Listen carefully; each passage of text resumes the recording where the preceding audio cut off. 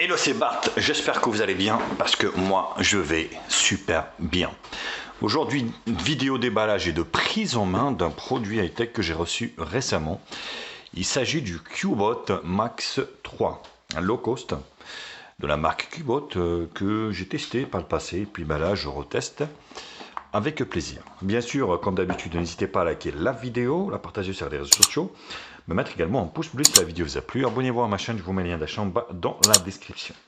Actionnez également la cloche pour recevoir les notifications de la chaîne. Vous pouvez également faire un don à la chaîne, vous avez le lien dans la description. Le concept de la chaîne fait que bien sûr je déballe des produits, je les teste comme là, c'est un téléphone, je vais le tester sur plusieurs jours et je vous ferai un retour assez précis. Là c'est juste une vidéo de déballage, de présentation et de prise en main. Caractéristiques techniques, donc vous avez tout ce qui est important indiqué, on va dire, sur l'arrière du téléphone. On sait qu'on a un écran 6,95 pouces HD+, on a une caméra avant de 16 millions de pixels, caméra arrière de 48, donc un octa-core comme CPU de chez Mediatek, le MT6762D. On est en USB-C, on a une batterie de 5000 mAh, donc la charge soi-disant rapide de 10 watts, donc c'est pas énorme. Et voilà, Cubot donc qui commence un petit peu à faire aussi de l'export. Donc je vous conseille bien sûr comme d'habitude d'acheter de produits sur le lien qui est en bas déjà pour m'aider, et puis sur Amazon, de telle façon on va bénéficier d'une garantie de 2 ans. Ne l'achetez pas surtout en import, vous pouvez avoir des surprises malheureusement.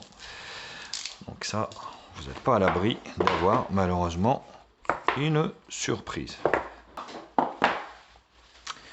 Donc le téléphone est là, donc il est grand, ça c'est sûr qu'il est grand.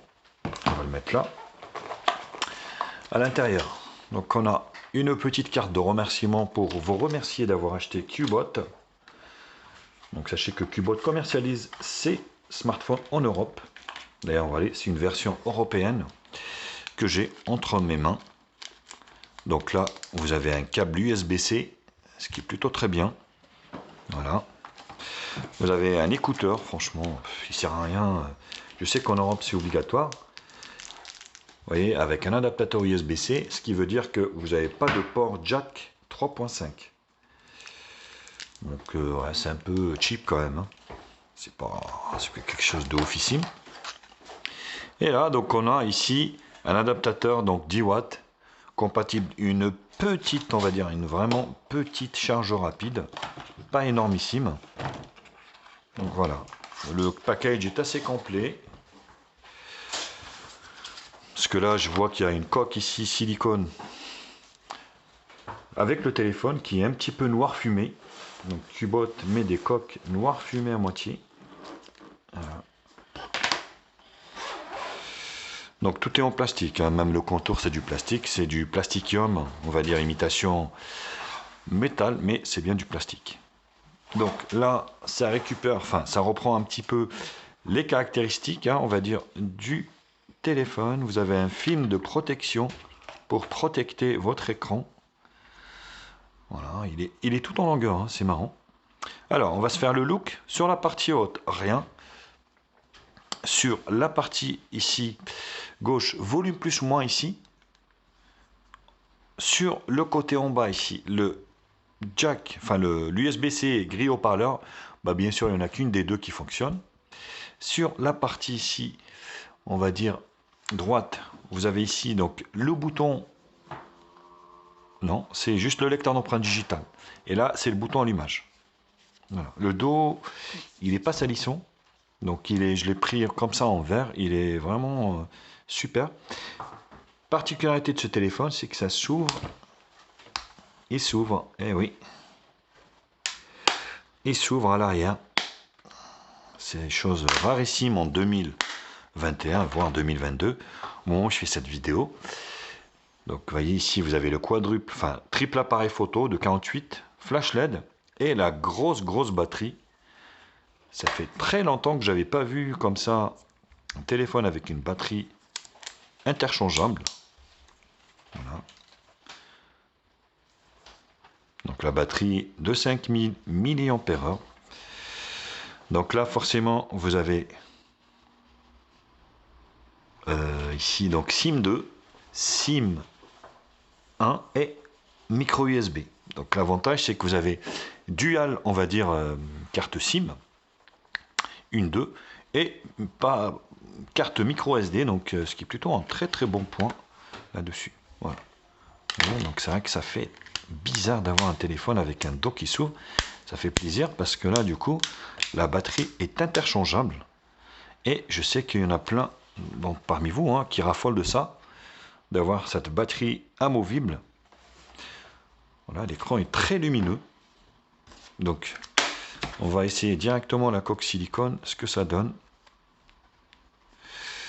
Ouais, ben voilà, petit défaut, forcément ça protège pas énormément ici l'appareil photo, rien. Ils l'ont fait un petit peu à la Mate, Huawei Mate, la gamme Mate. Mais voilà, donc il va falloir changer cette coque parce que si vous posez votre téléphone sur un table ou quoi que ce soit, ça risque d'abîmer les lentilles de l'appareil photo parce que là du coup ça ressort pas énormément. Donc le film est dégueulasse, le film de protection qui est mis dessus, c'est vraiment dégueu. Là il accroche énormément, donc pareil, le film, moi je l'enlève pas parce que ce téléphone est destiné à la vente plus tard. D'ailleurs, bien sûr, si ça vous intéresse, vous pouvez bien sûr me contacter en message privé.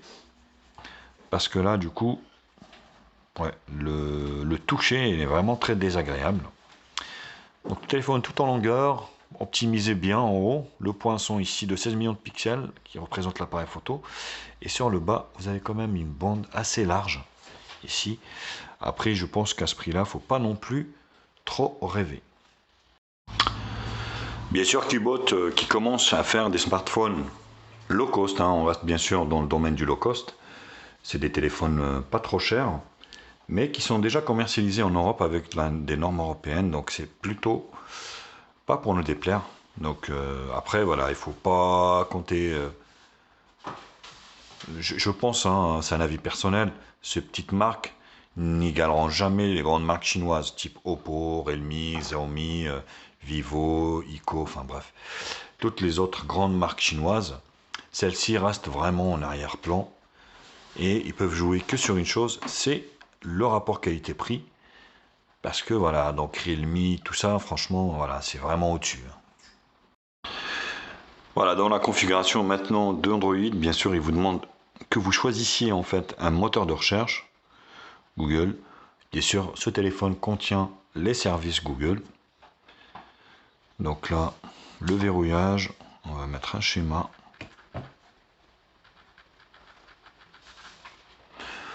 Donc l'écran est assez réactif, mais comme je vous l'explique, le rendu, donc le lecteur d'empreintes digitales sur le côté, j'aime bien.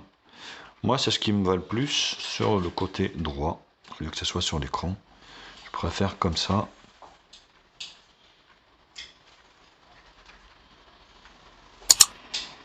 Bon, il marche.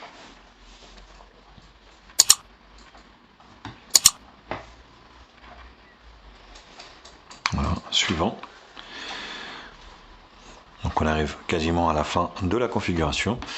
Ce téléphone, bien sûr, fonctionne sur Android 11. L'écran, franchement, m'a l'air assez correct. De première constatation. Oh là là, regardez-moi ça.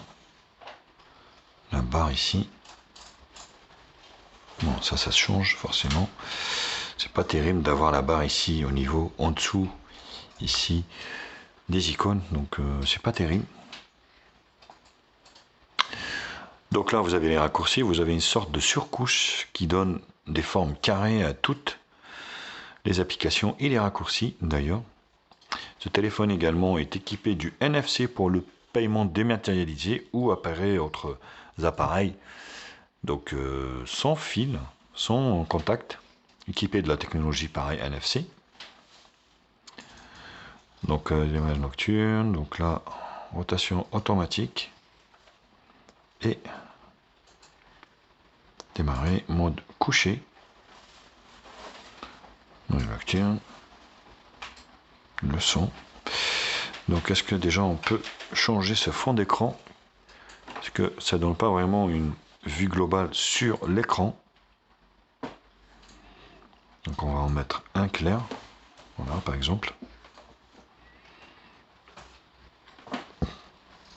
Voilà, ça vous donne une idée sur l'écran. Franchement, ouais, c'est pas mauvais hein, comme LCD. On est sur une résolution. Voilà, bon, l'écran, on a l'air. Le rendu m'a l'air assez correct. Donc,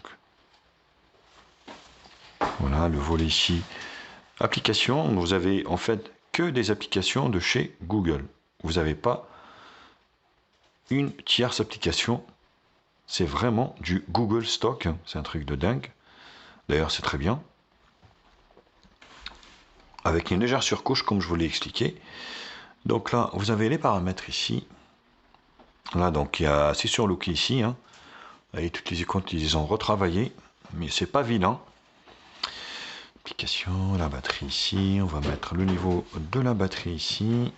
Voilà. Le stockage, il reste 55, 21 des 64 sans que j'installe rien. Compte, gesture, qu'est-ce qu'il y a dans gesture? Donc, ouais, pour capture d'écran, Google, Duraspeed, système. Voilà, donc vous avez une petite surcouche ici, 4 Go de RAM 64. Voilà, la face avant caméra 16. Quad caméra arrière de 48. Je crois qu'il n'y en avait que. Ouais, si, 3. Hein. De 3 flash. Bon, je vois pas où est-ce qu'elle est, la quatrième. Bref, donc Android 11 et les mises à jour ici.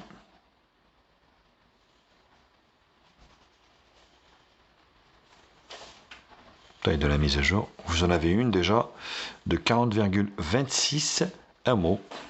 Donc voilà, il y a des petites mises à jour au tas, des petits correctifs de Satrom, mais il n'y aura jamais de grosses mises à jour. Genre, ce téléphone ne passera jamais sur Android 12 par exemple. Après, voilà, il vaut mieux un Android 11 qui fonctionne bien qu'un Android 12 buggé. Le lecteur d'empreintes digitales. Oula. Waouh.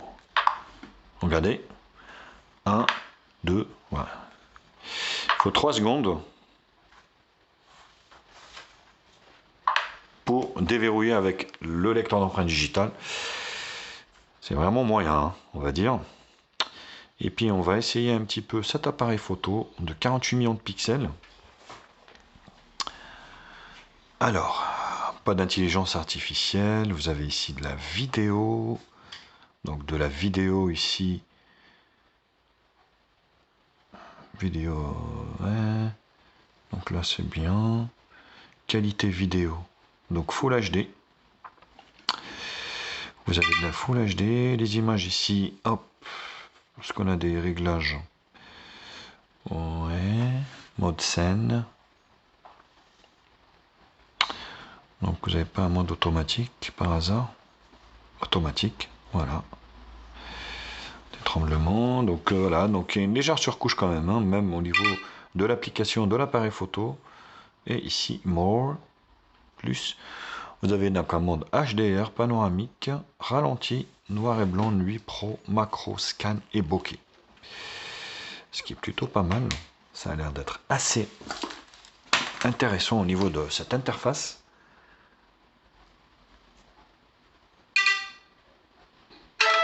Ouh la vache. Ça fait vraiment peur, hein, ça sent pour capturer.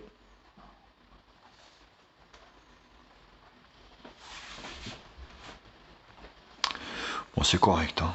Là, comme ça, à première vue, hein, bien sûr. C'est correct.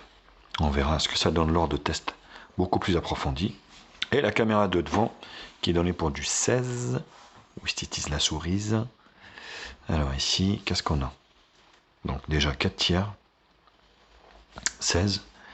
16 neuvième en 13. Voilà. Le traitement derrière et le rendu. Déjà, il n'y a pas de bug. Ça, c'est déjà un très bon point. Et le rendu, franchement, c'est correct. Hein. C'est correct. C'est correct au niveau du rendu. Voilà. Et là, ici, on peut prendre ici les 4 tiers. On va mettre en 4 tiers 48, 18 neuvième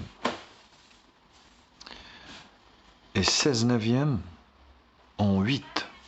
Bon, c'est un peu bizarre. Donc 18 neuvième en 20, on va voir ce que ça donne.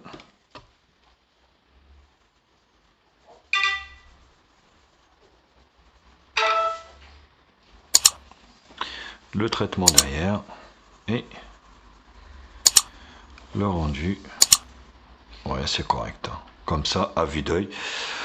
À première vue, c'est correct. Mais écoutez, donc c'était voilà, le déballage et la prise en main de ce Qbot Max 3. Bien sûr, comme d'habitude, n'hésitez pas à liker la vidéo, la partager sur les réseaux sociaux, mettre également un pouce bleu si cette vidéo vous a plu. Abonnez-vous à ma chaîne et je vous mets le lien d'achat en bas dans la description. Actionnez également la cloche pour recevoir les notifications de la chaîne. Vous pouvez également faire un don à la chaîne. Bien sûr, si vous voulez aider la chaîne. Vous avez le blog pour les bons plans quotidiens également. Allez, je vous kiss et je vous dis à très vite. Tchuss.